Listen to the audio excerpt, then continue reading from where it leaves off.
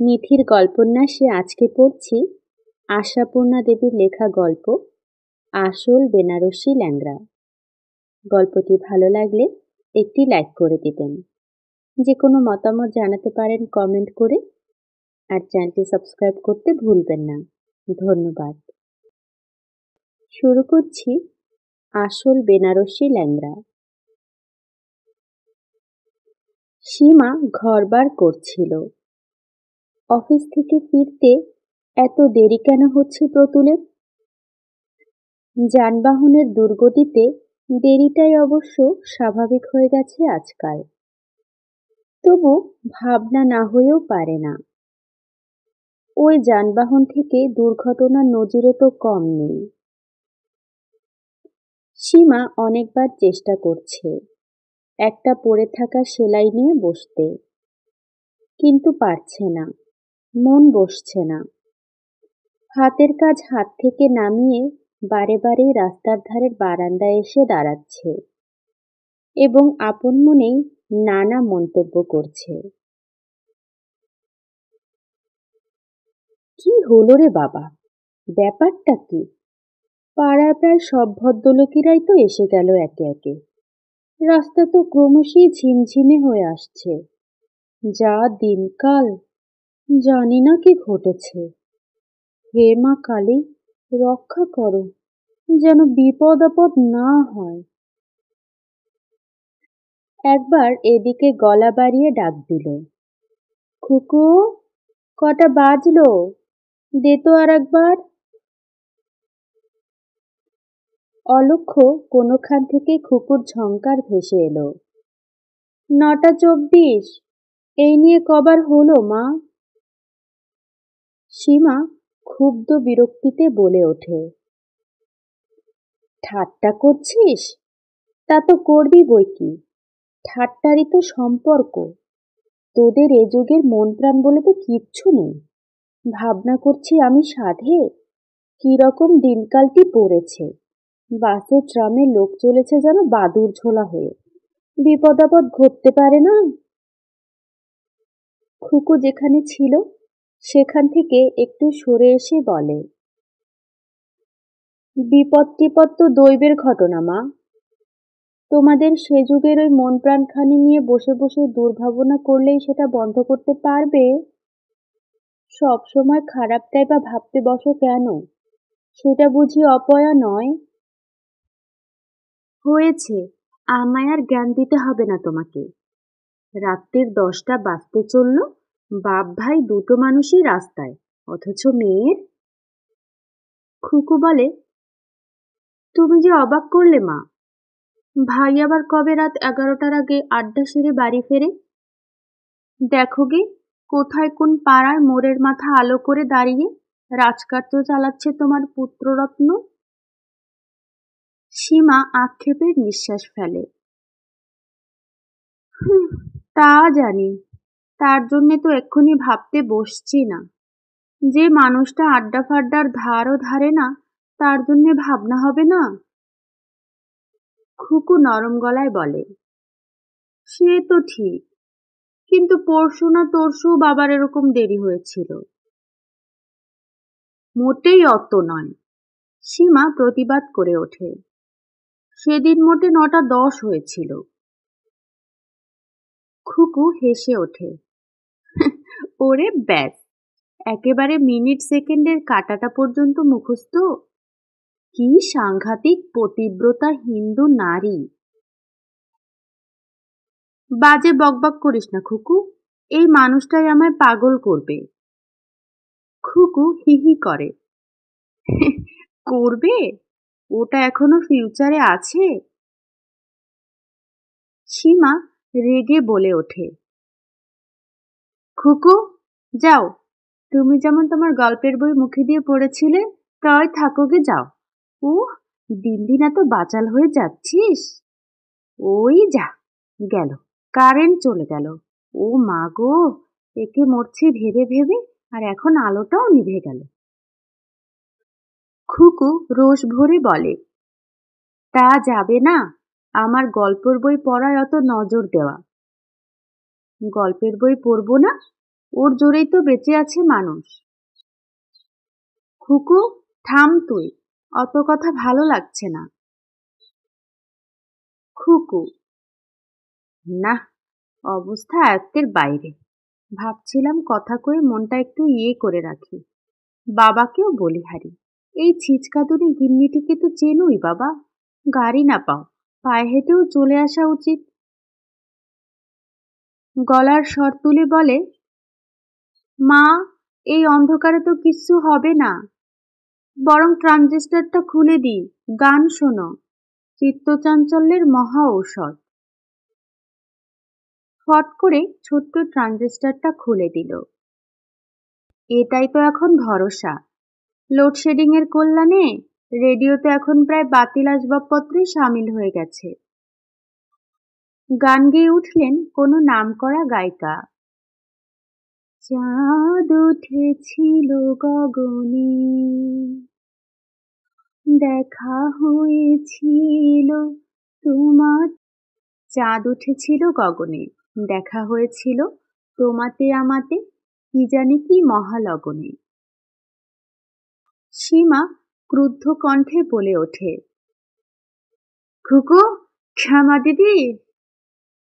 খুকু চট করে বন্ধ করে দিল যন্ত্রটা। সেও কড়া গলায় বলল, উহ, বাবা বাবা, যে লোক গান সহ্য করতে পারে না সে মানুষ খুন করতে পারে। খুকুর কথা শেষ হওয়ার সঙ্গে সঙ্গেই দরজায় ধাক্কা শোনা গেল। কারেন্ট অফ, দরজার ইলেকট্রিক বেল অকেজো, অতএব সেই আদি ও অকৃত্রিম দুয়ারে করাঘাত। ওই এসেছেন। খুকু দরজা খুলতে গেল। সীমা তাড়াতাড়ি বলে উঠল, থাক, আমি দিচ্ছি। ফ্ল্যাট বাড়ি, দরজা খুলতে অধিক দূরে যেতে হয় না। প্রথম দর্শনের অভিব্যক্তিটা নিজের আন্ডারে থাক। দরজা খুলে দিয়েই সীমা বিচলিত গলায় বলে উঠল, তুই তুই এক্ষুনি? পিন্টু ওরফে পল্লব দুই হাত উল্টে বলে, টাইমের একটু আগে এসে পড়েছি বটে মা জননী, তা দেখে এমন হতাশ হয়ে যাবে তা তো ভাবিনি। সীমা চড়া গলায় বলে, ছেলের কথার ছিরি শোনো, তোকে সকাল সকাল আসতে দেখে আমি হতাশ হলাম? কি জানি, তাই যেন মনে হলো। সীমা চড়া গলায় বলে, ঘড়ির কাঁটা 11টা না ছাড়ালে তো আসতে দেখি না। পিন্টু হেসে উঠে বলে, কিন্তু দেখো, 11টা 12টা বাজেইনি কোনোদিন। এই যা, খুকু, টর্চটা আনতো একবার, পকেট থেকে কি পড়ে গেল মনে হলো। দাদার গলা পেয়ে খুকু প্যাসেজের এদিকে বেরিয়েই আসছিল, এখন টর্চটা নিয়ে এলো। বলে উঠল, কিরে দাদা, সূর্যি আজ কোন দিক দিয়ে উঠেছে? তুই এক্ষুনি বাড়ি ফিরলি তোর প্রাণের আচ্ছাদারদের অনাথ করে? পিন্টু বলে, কথাটা মিথ্যে বলিসনি, ওরা তো মারতে উঠেছিল, তাও চলে এলাম। কাল ফাদার যা ফায়ার হয়ে উঠেছিল, উফ বাপ। সীমা বলে, তবু ভালো, ফাদার ফায়ার হলে একটু ভয় আছে এখনো, মা রেগে মরে গেলেও তো। পিন্টু উদ্যত গলায় বলে, মা, মার রাগে কি আর ভয় হয় গো? কথায় বলে মাতৃস্নেহ, কুপুত্র যদ্যপি হয়। থাম থাম, হয়েছে, তোকে আর শাস্তর আওড়াতে হবে না। পকেট থেকে কি পড়ে গিয়েছিল পেয়েছিস? কি ওটা? চিঠি? চিঠির মতন তো মনে হলো যেন। খেপেছে, এ অভাগাকে চিঠি দেবে কে মা? এ একটা লন্ড্রির বিল। লন্ড্রির বিল? হ্যাঁ তো, অবাক হবার কি আছে? স্কুলে একটা টেরিট প্যান্ট আর একটা টেরিলিন শার্ট আছে বলে কি আর জীবনেও লন্ড্রির দরকার হয় না গো জননী? তা বাড়িটা এমন আইসবাক আইসবাক লাগছে কেন বলো তো? ফাদার কি খেয়ে দিয়ে ঘুমিয়ে পড়েছেন? সীমা কিছু বলার আগে খুকু তাড়াতাড়ি বলে ওঠে, না রে দাদা, বাবা এখনো আসেইনি। তাই নাকি? পিন্টু কিছুটা অবাক গলায় বলে, গুড বয়ের আজ একই অধঃপতন। দাদা থাম, মা দারুণ দুশ্চিন্তা করছে। মা দারুণ দুশ্চিন্তা করছে? তা সেটা তো কিছু নতুন খবর নয় ভগিনী। দুশ্চিন্তা করাটাই তো মার পেশা। কারুর বাড়ি ফিরতে একটু দেরি দেখলেই তো মা ধরে নেয় সে খট করে ট্রামে কাটা পড়েছে, সা করে ডবল ডেকারের তলায় চলে গিয়ে ব্যাংচাপটা হয়ে গেছে, নয়তো দুরন্ত লরির মুখে পড়ে স্রেফ ছাতু বনে গেছে। তাই ভাবো না মা? জানি না, যা। আমি কোথায় ভাবছি তুই এসে পড়েছিস, কোনখান থেকে একটু খবর টবর নেবার চেষ্টা করবি, তা নয়, তুই আর কি মারতে বসলি। খবর? কোনখান থেকে? এই নিবিড় আধারে? বুঝেছি, ব্যাপার বুঝেছি। বাবা নিশ্চয়ই সেই বিরাট প্রসেশনটার মুখে পড়েছে। দেখে এলাম কিনা খানিক আগে, মাইল দেড়েক লম্বা শোভাযাত্রা, শত শত যানবাহন আটকে আছে। সেটা সেটা দেখেছি, তা প্রায় 9টা। তার মানে আসতে এখনো খানিক দেরি আছে। সীমা গম্ভীর গলায় বলে, সেই ভেবেই নিশ্চিন্ত হয়ে বসে থাকতে হবে তাহলে? ভেবে টেবে নয়, আমি বলছি ওটাই ঠিক। নচেত এত দেরি হবার কারণ নেই, ওভারটাইম খাটলেও নয়। সীমা স্থির কঠিন গলায় বলে, আর কিছু হতে পারে না? পিন্টু তরল গলায় বলে, হতে অবশ্য কত কি পারে। বহু কষ্টে বহু আরাধনায় যে বাসটায় চেপেছিল, সেই বাসটা ব্রেকডাউন হয়ে যেতে পারে। মাস্তান দাদুরা হঠাৎ আঙুল তুলে স্টপ বলে বাসটাকে অহল্যা পাশানি করে দিতে পারে। আরোহীর সঙ্গে কন্ডাক্টরের বিরোধ ঘটায় গাড়ি চলা বন্ধ হয়ে যেতে পারে। কিন্তু এটা তো কখনোই হবে না। বাবা এই বৃদ্ধ বয়সে কোনো বান্ধবী জোগাড় করে ফেলে সেখানেই চা খাচ্ছে, মাছের চপ ডিম ভাজা খাচ্ছে, আড্ডা দিচ্ছে। সীমা কঠোর কঠিন গলায় বলে, খুকু, টর্চটা আমায় দাও, আমি 11 নম্বরের হরনাথ বাবুর বাড়িতে যাই একবার। 11 নম্বরের হরিনাথ বাবুর বাড়ি? পিন্টু অবাক হয়ে বলে, এই রাত 10টার পর? কি বলবে গিয়ে? কি আর বলবো? বলবো। কথা শেষ হলো না, আবার দরজায় ধাক্কা পড়ল প্রবল ভাবে, যেন দরজা ভেঙে ফেলবে। সীমা স্খলিত স্বরে বলে ওঠে, বুঝেছি, সর্বনাশ হয়ে গেছে, পুলিশের লোক খবর দিতে এসেছে। কিন্তু পুলিশ এই সেরেছে। দাদা তুই যা। যাচ্ছি মা, টর্চটা দাও। পিন্টু দরজা খুলে দেয় এবং সঙ্গে সঙ্গে গৃহকর্তার হুঙ্কার শোনা যায়, কি ব্যাপার, কি ঘুমের বড়ি খেয়ে ঘুমিয়ে পড়েছিলে নাকি সবাই মিলে? এই লোকটার জন্যে এতক্ষণ এত দুশ্চিন্তা করছিল সীমা, প্রাণের মধ্যে এত উথাল পাথাল হচ্ছিল। অবিরত চোখের সামনে অজানা অচেনা কোনো এক রাস্তার মাঝখানে লোকটার ছিন্ন বিচ্ছিন্ন রক্তাক্ত দেহ পড়ে থাকতে দেখতে পাচ্ছিল পুলিশ, অ্যাম্বুলেন্স, ডাক্তার, নার্স, হাসপাতালের খাট, মাথায় ব্যান্ডেজ। সিনেমার কল্যাণে যেসব দৃশ্য দেখে দেখে মুখস্থ, নাকে অক্সিজেনের নল, মর্গ, খাটিয়া, সাদা চাদর মোড়া শরীর, অগুরো চন্দন ফুলের মালা, চিতার আগুন, থান, হবিষ্যি, শ্রাদ্ধ সভা, মুন্ডিত মস্তক পুত্র। ওইখানটাতেই একটু ঠেক খাচ্ছিল সীমা। ওই নাস্তিক মাস্তান ছেলে কি আর তার স্বাদের ঘাড় ছাড়ানো কেশালাপ মুরবে? এসব চিন্তা তো ইচ্ছাকৃতও নয়, চেষ্টাকৃতও নয়, চোখের সামনে এসে যাচ্ছিল, ভেসে যাচ্ছিল, নাচানাচি করছিল। নেচে নেচে সীমা নামের একটি প্রেমের প্রতিমাকে কাবু করে দিচ্ছিল, শিথিল করে দিচ্ছিল তার হাত পা। সেই শিথিল স্নায়ুর ওপর পড়ল এই হাতুড়ির ঘা। এ ঘায়ে সীমা যদি ছিটকে ওঠে, দোষ দেওয়া যায় না তাকে।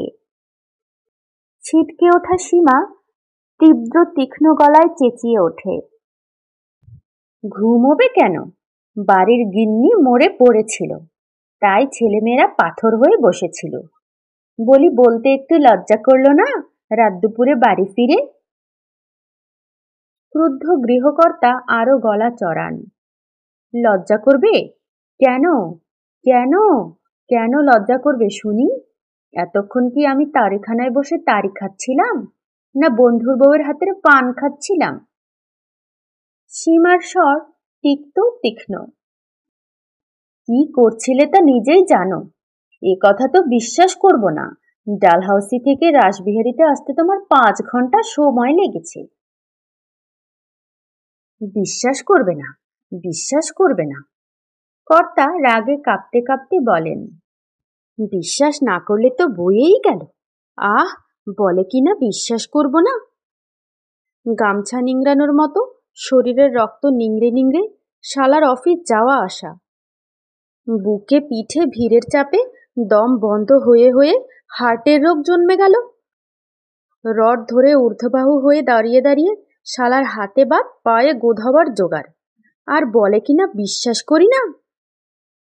মুরদ থাকে তো একদিন গিয়ে দেখে এসো না।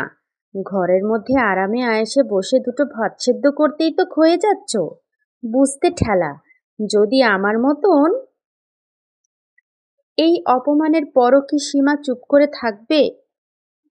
প্রিয়তম স্বামীর দুর্দশার বিবরণে ঈষৎ নরম হয়ে আসা মন আবার ফোঁস করে ওঠে। কি কি বললে? তোমার সংসারে ঘরের মধ্যে বসে আরাম আয়েসে দুটো ভাত সেদ্ধ করতেই আমার কর্তব্য মিটে যায়? বলি, তোমার সংসারের জুতো সেলাই থেকে চণ্ডীপাঠ চালাচ্ছে কে? মেয়ে তো আহ্লাদি ফুলকুমারী, দুপেয়ালা চা করতে হলে পাখার তলায় বসে হাঁপান।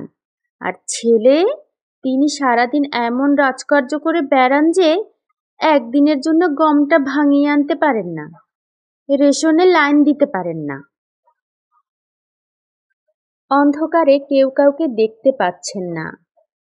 চলছে শব্দভেদী বান ছোড়াছুড়ি। পিন্টু বনের ঘাড়ে একটা চিমটি কেটে চাপা গলায় বলে, এই খুকু, বাতাস ঘুরে যাচ্ছে, আক্রমণ আমাদের দিকে আসছে, সরে পড়ি আয়। চলে আসে নিজেদের পড়ার ঘরে, বাতিটা খোঁজাখুঁজি করে, অবশেষে পায়, জালে। ওদিকে চলছে বাগযুদ্ধ, কান দেয় না। পকেট থেকে একটা পাট করা কাগজ বার করে পিন্টু অবহেলার গলায় বলে, এই নে লন্ড্রির রসিদটা। খুকু ভুরু কুচকে বলে, কার কি কাচতে গিয়েছিলে? খুলে দেখ। খুকু খুলে ধরে কাগজটা মোমবাতির সামনে। পরক্ষণেই চাপা গলায় চেঁচিয়ে ওঠে, দাদা, এর মানে লন্ড্রির রসিদ?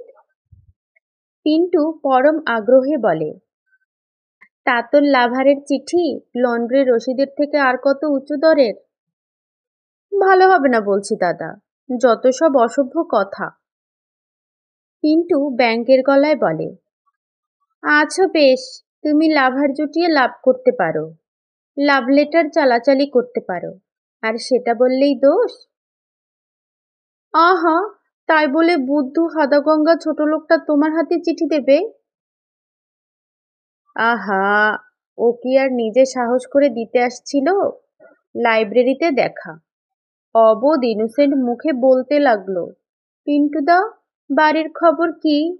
মেসোমশাই কেমন আছেন? মাসিমা কেমন আছেন?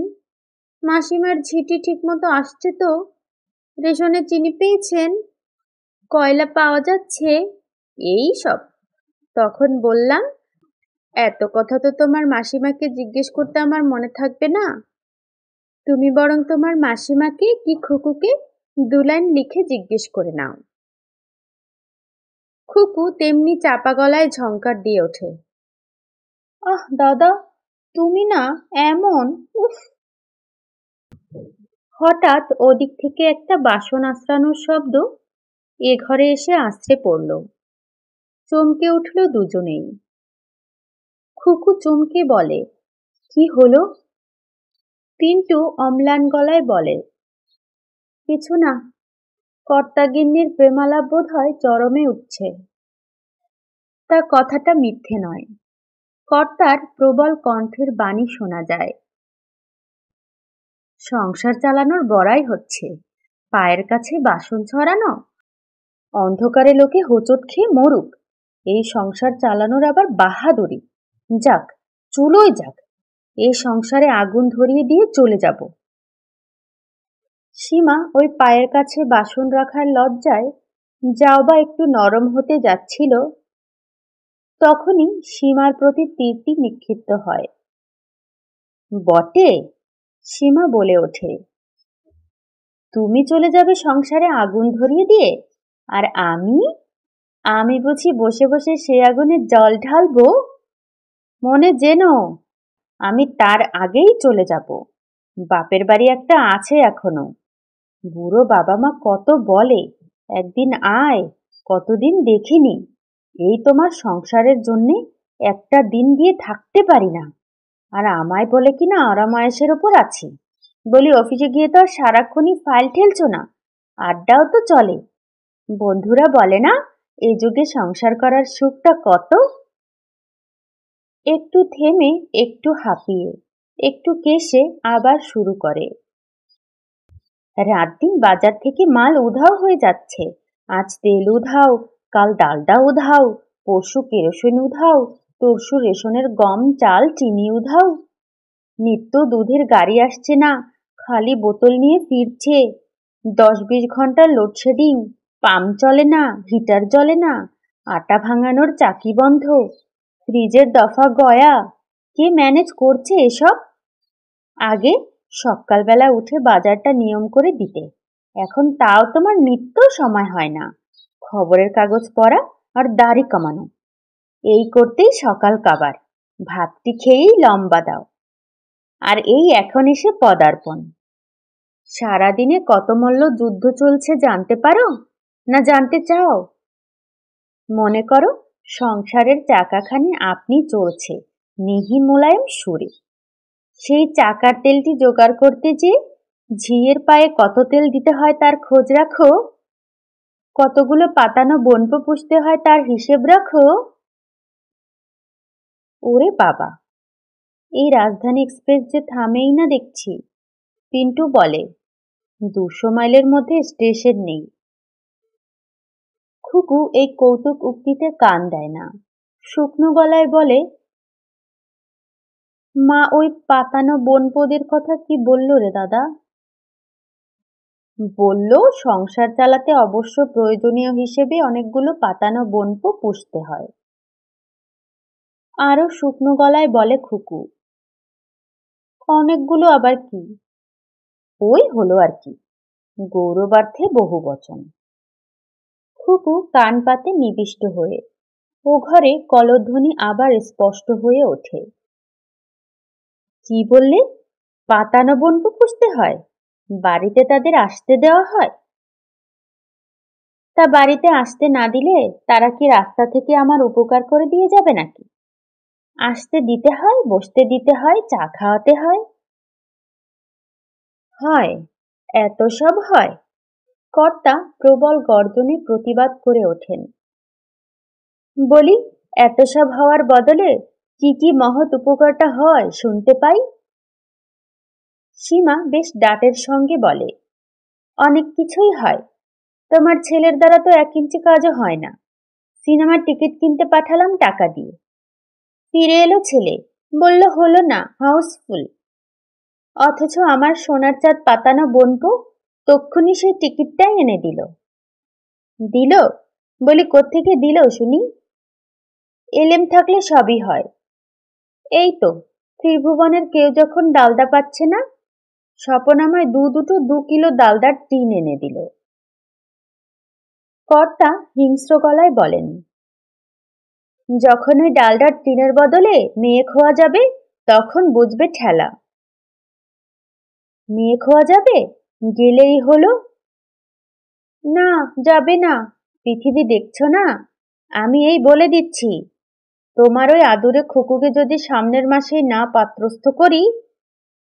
সীমা ব্যঙ্গের গলায় বলে, পাত্র মজুদ আছে বুঝি? অভাবও নেই, ডজনে ডজনে প্রজাপতি অফিস আছে। খুকু আর্তনাদের গলায় বলে, দাদা। পিন্টু নির্লিপ্ত নিরাসক্ত গলায় বলে, কাতর আর্তনাদে কোনো ফল নেই। এলেম থাকে বাবাকে গিয়ে জোর গলায় বলগে যা। বাবা, মেয়ের বিয়ের জন্য সোনাদানা, টাকা কড়ি, ঘড়ি, আংটি, বোতাম ফোতাম, জামা কাপড়, বিছানা বালিশ, খাট আলমারি, সোফা সেটি ইত্যাদি প্রভৃতি আলটু পাল্টু মালগুলো তুমি জোগাড় করো। আসল মালটি তোমায় আর কষ্ট করে জোগাড় করতে হবে না, ওটা আমি ম্যানেজ করব। আহ দাদা, ওই কথা বলবো আমি বাবাকে? না বলতে পারলে হলো না, তবে হওয়া আর না হওয়া শেষ পর্যন্ত তো প্রেমালাপের নমুনা, ওই যা শুনতে পাচ্ছ। ধ্যাত, সবাই যেন সবাই সংসারের চক্রে তেলের ঘাটতি হলেই ক্যাচ ক্যাচ শব্দ ওঠে। তাছাড়াও আরো বহুবিধ জটিল ব্যাপার আছে। মা বাবার বিয়েটাও তো শুনেছি পছন্দ করে বিয়ে। আহারে, কে বলেছে তোকে? বলল খুকু। শুনেছি বাবা, শুনেছি। বড় মাসির শ্বশুরবাড়ির কোনো বিয়ে বাড়িতে মাকে দেখে বাবা।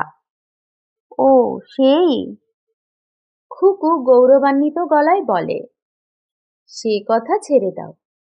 ভেবে আশ্চর্য হয়ে যায়, কিসের ওপর ওরা জীবন চালিয়ে আসছেন। খুকুর বলার ভঙ্গিতে এটাই প্রকাশ পায়, আমাদের স্বর্গীয় প্রেমের সঙ্গে ওনাদের কিছুর তুলনাই হয় না। কিন্তু ওদিকে যে এখনো যুদ্ধ সমাপ্তির চিহ্নমাত্র নেই। যুদ্ধনীনাদ মাঝে মাঝে অস্পষ্ট, মাঝে মাঝে স্পষ্ট। তার মানে ওরা লম্বা দালানটায় পায়চারি করে করে টুন থেকে বান নিক্ষেপ করছেন। সহসা কর্তার শব্দ প্রবল স্পষ্ট, আলবাত বলবো, মেয়ে আমার। মেয়ে তোমার? সীমার স্বর স্পষ্ট হলেও রুদ্ধ। তোমার একলার? মেয়ে নিয়ে যা কিছুই কষ্ট, খাটুনি, ভোগান্তি সব আমার, আর অধিকারের বেলায় তোমার? এই সেরেছে, মাঝে ফ্যাশা শুরু করে দিল রে খুকু। দিয়েছে? খুকু উল্লাসিত গলায় বলে, তাহলে অবস্থা আয়ত্তে এসে গেছে। কিন্তু ভীত গলায় বলে, না না, কি সর্বনাশ, এসব কি বলছে মা? এই খুকু, এখন? সীমার অশ্রুবিজড়িত কণ্ঠধ্বনি শোনা যাচ্ছে, জীবনভর শুধু এ সংসারের চাকরানিগিরিই করে এলাম, একদিনের জন্য কারোর কাছে একটু মায়া পেলাম না, মমতা পেলাম না, আহা পেলাম না। এখনো এই? আর আমার সংসারে স্বাদ নেই, এই 3 করছি, মরবো মরবো মরবো, হয় বিষ খেয়ে নয় গলায় দড়ি দিয়ে। খুকু, খুকু আত্মস্থ গলায় বলে, কিচ্ছু ভয় পাস নেই, আর চিন্তা নেই। তরঙ্গিত সমুদ্র থেকে তরণী এখন তীরে এসে লেগেছে। দেখ, কর্তার কণ্ঠে এখন আর হুঙ্কার শুনবি না। তা খুকুর কথা মিথ্যা নয়, কর্তার কণ্ঠস্বরে আপোষের সুর। ঠিক আছে, মরা কারোর একচেটে ব্যবসা নয়। অগাধ রেললাইন পড়ে আছে গলা দিতে, পাহারা নেই কোথাও। আমার মতন হতভাগা 14 ঘন্টা পরে বাড়ি ফিরে যার কপালে 1 কাপ চাও জোটে না, তার পক্ষে ওই পরিণতিই উচিত। পিন্টু বলে, খুকু তুই কি রে? মা না হয় ঝগড়া করছে, তোর তো উচিত ছিল বাবাকে একটু চা করে দেওয়া। খুকু বলে, খেপেছিস? মা যেখানে ইচ্ছে করে উচিত কর্তব্যে অবহেলা করছে, সেখানে মাথা গলিয়ে আমি যাব উচিত কর্তব্য করতে? এই অধম খুকু বোকা হতে পারে, কিন্তু বুদ্ধ নয়। তাছাড়া ওই শোন না, চামচের টুংটাং শব্দ শুরু হয়ে গিয়েছে। পিন্টু সেই টুংটাং ধ্বনি একটুক্ষণ কান পেতে শুনে উদাস গলায় বলে, আচ্ছা খুকু, আমি বাড়ি ফিরে এসে চা খেয়েছি। ও মা, কখন আবার খেলি? এসে দাঁড়াতে দাঁড়াতেই তো লেগে গেল নারদ নারদ।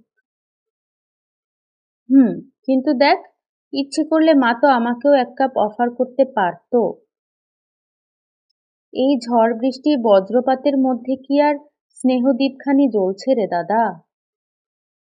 চিরকালের কথা, রাজায় রাজায় যুদ্ধ হয়, উলুখড়ের প্রাণ যায়। আমরা মানে ছেলেমেয়েরা হচ্ছে উলুখড়, বুঝলি? গৃহযুদ্ধের প্রধান বলি। তার মানে তুই বলছিস আমার আজ আর চায়ের কোনো আশা নেই? মা ভুলে যাবে? ঠিক এই সময় ফুট করে কারেন্ট এসে যায়, আবার আলো জ্বলে ওঠে। তার প্রতিক্রিয়ায় রাস্তায় এবং পাড়ার বাড়িতে বাড়িতে সময়মতো একটা উল্লাসধ্বনি ওঠে, এসে গেছে, আলো এসে গেছে। খুকু, ওহ বাবা, বাঁচা গেল, আলো এসে গেছে, চিঠিটা পড়ি ভালো করে। সীমার বাষ্পচ্ছন্ন অথচ উল্লাসিত কণ্ঠ শোনা যায়, পিন্টু, চা ঢালছি, আয়। বাবা, এতক্ষণ অন্ধকারে যেন হাত পা আসছিল না। চা বানাতে এত দেরি হয়ে গেল। আর এই দেখ তোদের বাবার কাণ্ড, এত দুর্গতি করে আসা, তার মধ্যে কিনা বুকে করে গুচ্ছির ল্যাংড়া আম বয়ে আনা হয়েছে। কিনা পোস্তায় আম সস্তা, আর দেরি দেখে কিনা আমি বকে বকে মরছি। এখন আলো জ্বলে উঠেছে, এখন কর্তা প্রসন্নজীবন রায়ের চেহারাখানি দেখতে পাওয়া যাচ্ছে। অগ্নিতাপশূন্য প্রসন্ন প্রদীপ্ত মুখ, সেই মুখে আরো প্রসন্নতার আলো জেলে বলেন তিনি, শুধু সস্তা বলেই নয়, জিনিসগুলোও উৎকৃষ্ট, আসল বেনারসি ল্যাংড়া। তোমাদের মাতৃদেবীর তো আর হাবিজাবি আম মুখে রোচে না, জানোই। তাই প্রত্যেকটি বেছে বেছে যে করে আমের থলি ধরা হাতটা উঁচু করে এতটি রাস্তা বাঁচিয়ে বাঁচিয়ে এসেছি। বলি আমি বেটা ভিড়ে আখ মারাই হই হই, তোদের মার আমগুলো না টসকায়। শুনছিলেন আশাপূর্ণা দেবীর লেখা গল্প আসল বেনারসি ল্যাংড়া। গল্পটি ভালো লাগলে চ্যানেলটি সাবস্ক্রাইব করে দিবেন, একটি লাইক করে দিবেন, যে কোনো মতামত জানাতে পারেন কমেন্ট করে। খুব শীঘ্রই হাজির হব নতুন কোনো গল্প অথবা উপন্যাস নিয়ে। ততক্ষণ পর্যন্ত ভালো থাকবেন, সুস্থ থাকবেন। ধন্যবাদ।